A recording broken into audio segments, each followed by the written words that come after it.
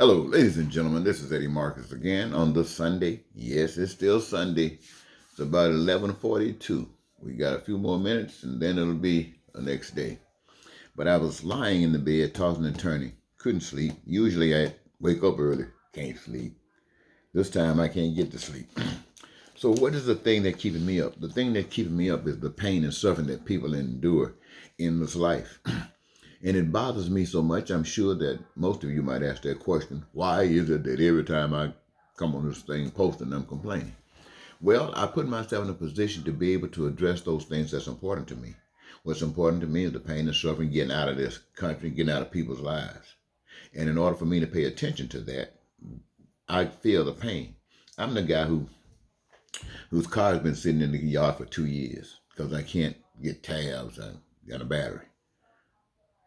And the killing part about it, the car was given to me. I'm the guy who sitting up here with all kind of physical problems, but usually can't go to the doctor because of the co-payments. So I have to sit here and wait till the things get so bad, maybe you have to go to the emergency room. And then they still billing you.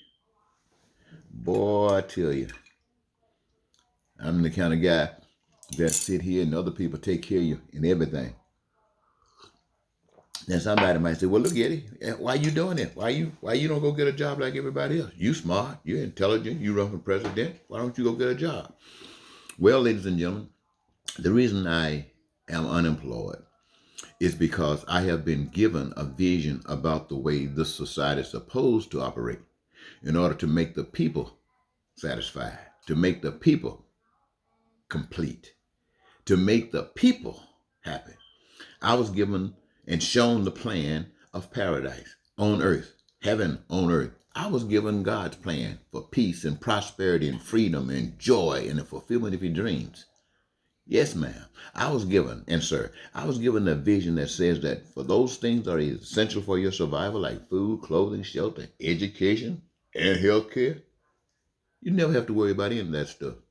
And so everything that's going on right now, I'm laying on that couch and I'm thinking, I've done, what else can I say? I'm not really saying anything new. If you watch my videos, I'm just changing the subject. I'm changing the subject, start off talking about a subject, and I'm ending up talking about the same thing. God is the answer.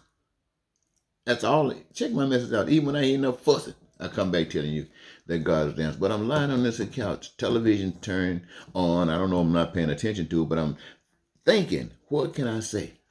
And all of a sudden it hits me. It says, tell the people what you haven't told them. Tell the people that this globe, not just America, but this globe is ran by Satan intentionally. And tell the people that they are living on this earth intentionally because they do not know how to love. They do not know how to love. The problems and the wars and all that ugly stuff that we have on this earth is because the people do not know how to love. So what I've been given is that this is a system that works against God. And everything that's set up is set up to make people think that God is not important. All of the little jobs you got, all of that stuff is set up not by God. It's set up by the one who's saying that God is no good, who's saying that God isn't real and that they are as good or better than God. Now, you might not understand that. So I'm asking, what are you saying, Lord? He says, I got people in competition with me, with God, even in America. One is obviously competing with God. You say, who is that? Who do you think in America is competing with God? All right, that's right. You got it right. That's the one that's competing with God. See, God says, thou shalt not bear false witness.